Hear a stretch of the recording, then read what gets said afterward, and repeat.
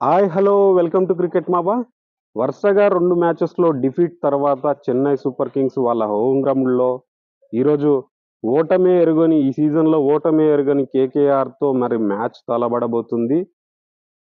Last మ్యాచెస్‌లో ఏదైతే విశాఖపట్నంలో, ఢిల్లీతో, ఆ తర్వాత ఆహ్, హైదరాబాద్‌తో ఓడిపోయిన తర్వాత చెన్నై సూపర్ కింగ్స్‌కి ఈ మ్యాచ్ ఖచ్చితంగా కీలకమైన మ్యాచ్ అని చెప్పొచ్చు. ఎందుకంటే ఈ మ్యాచ్‌లో గనుక చెన్నై సూపర్ కింగ్స్ ఓటమి చవిచూసింది అంటే హ్యాట్రిక్ ఓటమి తర్వాత వాళ్ళు పుంజుకోవడానికి చాలా కష్టమవుతుంది. ఎందుకంటే వాళ్ళు గెలిచిన 2 మ్యాచెస్ గూడా హోమ్ గ్రౌండ్‌లో గెలిచారు. మరొక్కసారి హోమ్ గ్రౌండ్‌లో విజయాల బాట పట్టాలి. లేదు ఇక్కడ గూడా ఓటమిని చవిచూసారంటే చెన్నై సూపర్ కింగ్స్‌కి చాలా ఇబ్బందులు అయితే ఉంటాయి. ఎందుకంటే బేసిక్‌గా ఒక 2 మ్యాచ్‌లు ఓడిపోయిన తర్వాత, లేదంటే 3 మ్యాచెస్ ఓడిపోయిన తర్వాత కోలుకోవడం అనేది చాలా ఇబ్బందికరంగా ఉంటుంది. చాలా వరకు చాలా టీమ్స్ ఇంతకుముందు గూడా సక్సెస్ అయిన టీమ్స్ గూడా ఉన్నాయి. ముంబై ఇండియన్స్ గాని, చెన్నై సూపర్ కింగ్స్ గాని ఇంతకుముందు 2, 3 మ్యాచెస్ వరుసగా ఓడిపోయినా ఆ తర్వాత మళ్ళీ పుంజుకున్న సందర్భాలున్నాయి. కానీ ఇప్పుడు సీజన్ మొదటి సెషన్ ఆల్‌మోస్ట్‌గా అయిపోవడానికి దగ్గరగా వస్తుంది. ఇంకొక అన్ని టీమ్స్‌కి గూడా ఒకొక 2 మ్యాచెస్, 3 మ్యాచెస్ అయ్యాయంటే మాత్రం ఆ తర్వాత సీజన్ సెకండ్ హాఫ్‌లోకెళ్ళిపోతాం గాబట్టి, దానికి ముందు మరికొన్ని విజయాల్ని చేకూర్చుకోవాలనే ఉద్దేశంలో ప్రతి జట్టు ఉంటుంది. ఆ సమయంలో చెన్నై సూపర్ కింగ్స్‌కి వాళ్ళ హోమ్ గ్రౌండ్‌లో కంపల్సరీ ఈ మ్యాచ్‌లో విజయం అవసరం. ఎందుకంటే వాళ్ళు వరుసగా 2 మ్యాచెస్‌లో డిఫీట్ పొందిన తర్వాత ఇది హోమ్ గ్రౌండ్‌లో ఇక్కడ గూడా ఓటమిని చవిచూసారంటే వాళ్ళు కాస్త మానసికంగా గూడా ఇబ్బందులోకి గురయ్యే అవకాశం ఉంటుంది. అదేవిధంగా కేకేఆర్ అద్భుతమైన ఫామ్‌లో ఉంది. వాళ్ళ బ్యాటర్స్ గాని, బౌలింగ్ డిపార్ట్‌మెంట్ గాని అద్భుతంగా ఉన్నారు. ముఖ్యంగా సునీల్ నారాయణ్ ఇటు బౌలింగ్‌లో, అటు బ్యాటింగ్‌లో తను జేసే రచ్చ ఎలా ఉందో మనం జూసాం. గత మ్యాచ్‌లో ఏదైతే 270 వరకి వీళ్ళు ఢిల్లీ మీద కొట్టడం, ఆల్‌మోస్ట్‌గా సునీల్ నారాయణ్ సెంచరీ జేసినంత పనిగా ఒక 80 ప్లస్ స్కోర్ గొట్టాడంటే అర్థం జేసుకోవచ్చు. ముఖ్యంగా సునీల్ నారాయణ్ కొన్ని షాట్స్ ఆడుతున్నప్పుడు ఏదో గుడ్డిగా ఆడుతున్నట్టు అనిపిస్తుంది. కానీ తను ఆడే షాట్స్ చాలా మట్టుకు ఒక మొదటి 3, 4 షాట్స్ కొట్టేంత వరకే తనని ఔట్ జేస్తే ఇబ్బందుండదు. కానీ ఒక 2, 3 షాట్స్ కొట్టాడు, అతన్ని ఔట్ చేయలేదు అంటే మాత్రం తను భారీగా ఆడే అవకాశాలు మనం గతంలో జూసాం. ఈ సీజన్‌లో గూడా ఢిల్లీ మీద మ్యాచ్ జూసాం గాబట్టి, సునీల్ నారాయణ్‌ని ఎంత త్వరగా కట్టడి జేస్తారు, అదేవిధంగా రఘువంశీ లాంటి కొత్త యంగ్‌స్టార్స్‌ని కూడా ఎంతవరకు కట్టడి చేస్తారు అనే దానిపైన చెన్నై సూపర్ కింగ్స్ విజయాలుంటాయి. అదేవిధంగా ఇక్కడ కేకేఆర్‌కి వాళ్ళ ఓపెనింగ్ స్లాట్‌లో అదేవిధంగా ఏదైతే టాప్ ఆర్డర్ స్లాట్ ఉందో అక్కడ వాళ్ళకంత పటిష్టంగా ఉంది. మిడిల్ ఆర్డర్‌లో పటిష్టంగా ఉంది. వీళ్ళకి ఫినిషర్స్‌గా వచ్చే రింకు సింగ్ గాని, ఆండ్రీ రసూల్ గాని అద్భుతమైన రీతిలో కొడుతున్నారు. అద్భుతమైన రీతిలో ఆడుతున్నారు. లాస్ట్ మ్యాచ్‌లో ఏదైతే ఇషాంత్ శర్మ బౌలింగ్‌లో తను ఆ బౌల్డ్ కాకుంటే మాత్రం రికార్డులు బద్దలయ్యాయి. అలా కొట్టేవాడు రసూల్. అద్భుతంగా కొట్టాడు ఆ మ్యాచ్‌లో గూడా. ఇక్కడ చెన్నై మీద గూడా అదే రీతిలో బ్యాటింగ్‌లో పెర్ఫార్మన్స్ చూయించి మరొక విజయాన్ని కంటిన్యూ జేయాలి. అదే విధంగా వాళ్ళు విజయాలతో ముందుకెళ్తున్నారు. ఇప్పటివరకు ఓటమెరగకుండా ఈ సీజన్‌ని వాళ్ళు ముందుకెళ్తున్నారు గాబట్టి, ఇక్కడ గూడా విజయం సాధించి టేబుల్‌లో టాప్‌లోకి వెళ్ళాలనే ఆలోచనలో కేకేఆర్ ఉంటుంది. అదే విధంగా ఇక్కడ ఎలాగైనా హోమ్ కండిషన్స్‌లో మాకు 80% విజయాలున్నాయి. ఆల్‌మోస్ట్ ఈ పిచ్ మీద హెడ్ టు హెడ్ తీసుకుంటే 10 టైమ్స్ వీళ్ళు హెడ్ టు హెడ్ ఆడారు కేకేఆర్ గాని, సీఎస్‌కే గాని ఇద్దరు కలిసి. 7 టైమ్స్ చెన్నై సూపర్ కింగ్స్ విజయం సాధిస్తే కేవలం 3 టైమ్స్ మాత్రమే కేకేఆర్ ఈ పిచ్ మీద విజయం సాధించింది కాబట్టి, ఆ రికార్డుని గూడా యూజ్ చేసుకుంటూ ఖచ్చితంగా చెన్నై సూపర్ కింగ్స్ ఇక్కడ విజయం సాధించాలనే ఆలోచనలో ఉంటుంది. చెన్నై సూపర్ కింగ్స్‌కున్న సమస్య ఏంటి అంటే, రుతురాజ్ గాయక్వాడ్ గాని, అదేవిధంగా ఆహ్, మిగతా బ్యాటర్స్ గాని అనుకున్న రీతిలో పెర్ఫార్మన్స్ చేయలేకపోతున్నారు. రుతురాజ్ ఓపెనింగ్‌లో కొన్ని మ్యాచెస్‌లో స్టార్ట్ ఇస్తున్నాడు అనిపిస్తుంది గానీ, తను పూర్తి స్థాయి అటాకింగ్ గేమ్‌తో తన యొక్క ఓపెనింగ్‌లో ఇవ్వాల్సినటువంటి స్పార్క్ అయితే ఇవ్వట్లేదు. మరి ఆ స్పార్క్ ఉంది అని జెప్పేసి ధోని చాలా సార్లు జెప్పాడు. ఆ స్పార్క్ అనేది ఇక్కడ కనిపించట్లేదు. అదే విధంగా హ్మ్. ఎప్పుడైతే డౌన్ ద ఆర్డర్ వస్తున్నటువంటి రవీంద్ర జడేజా తను అనుకున్న హిట్టింగ్ అదే విధంగా తను అనుకున్న వేగవంతమైన పరుగులైతే ఇవ్వలేకపోతున్నాడు.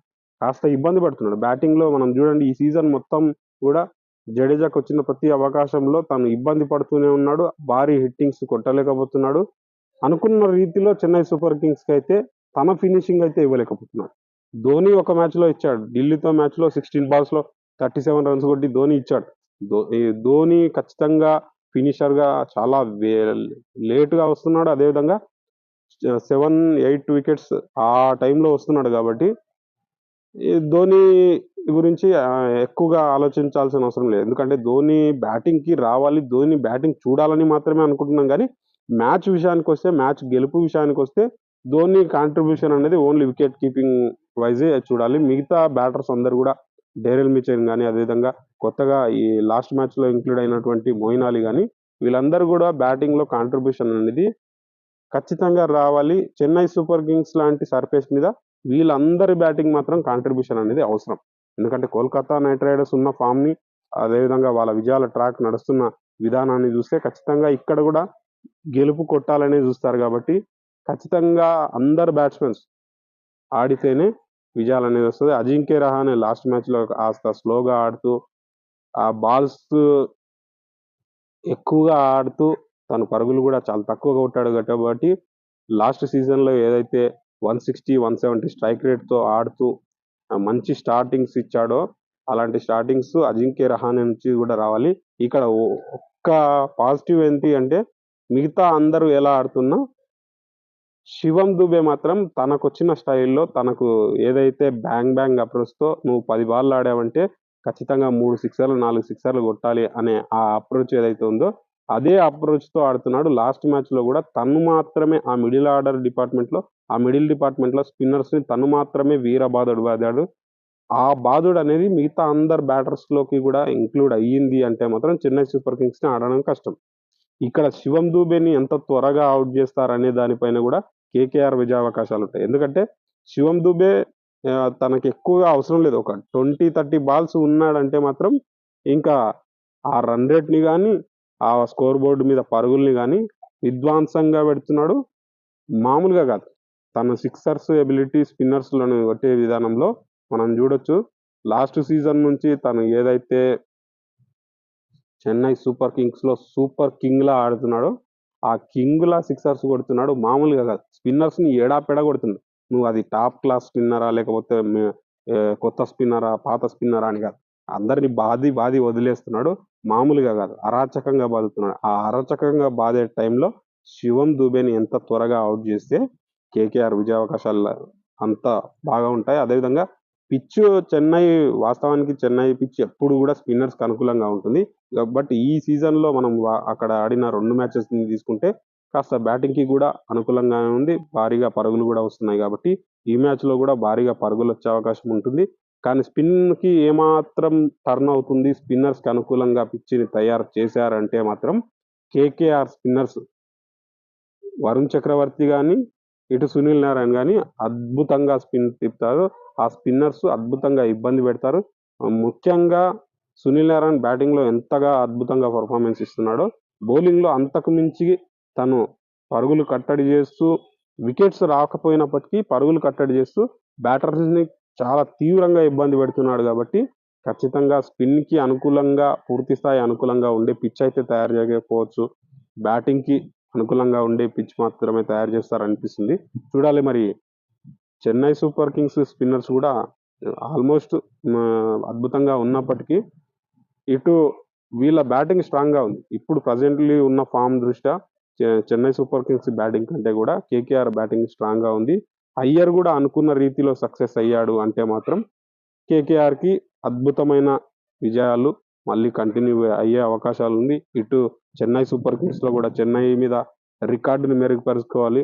ఆ రికార్డుని మెరుగుపరుచుకుంటూ మా విజయాలని కంటిన్యూ చేయాలని ఆలోచనలో కేకేఆర్ ఉంటారు. కాబట్టి మరి చూద్దాం.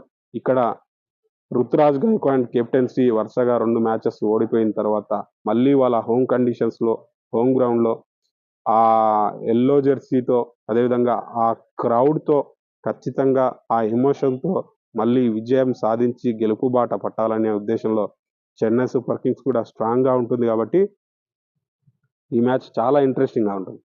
అండ్ ఇది ఏదైతే చెన్నై సూపర్ కింగ్స్ వరుసగా 2 మ్యాచెస్ డిఫీట్ పొందిన తర్వాత ఏదైతే వైజాగ్లో అదేవిధంగా ఇటువైపు హైదరాబాద్లో 2 చోట్ల కూడా వీళ్ళు ఓటమి తర్వాత ఈ మ్యాచ్ చాలా ఇంట్రెస్టింగ్గా ఉంటుంది. చెన్నైలో ఎల్లో జెర్సీ మళ్ళీ విజిల్ కొడతారా లేదా అనేది చూడాలి.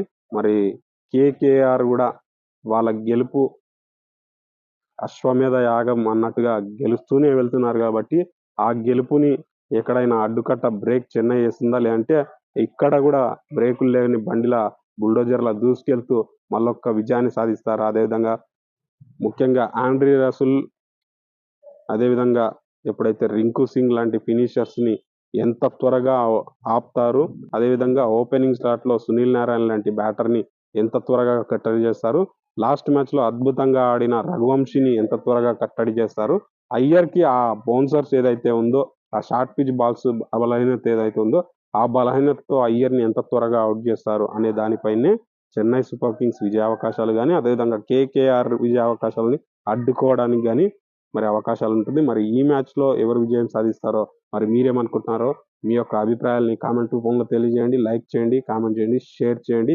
ఖచ్చితంగా మర్చిపోకండి. ఎందుకంటే చాలామంది వీడియోస్ చూస్తున్నారు కానీ లైక్ చేయట్లేదు, షేర్ చేయట్లేదు, కామెంట్ చేయట్లేదు. ఇవి మాత్రం చేయండి. ఎందుకంటే మన వీడియోస్ ఖచ్చితంగా అందరికీ చేరాలి. అదేవిధంగా నాకు మరింతగా సపోర్ట్ రావాలంటే మీ అందరి యొక్క సహకారం కావాలి. ఖచ్చితంగా అందరూ సపోర్ట్ చేస్తారని కోరుకుంటూ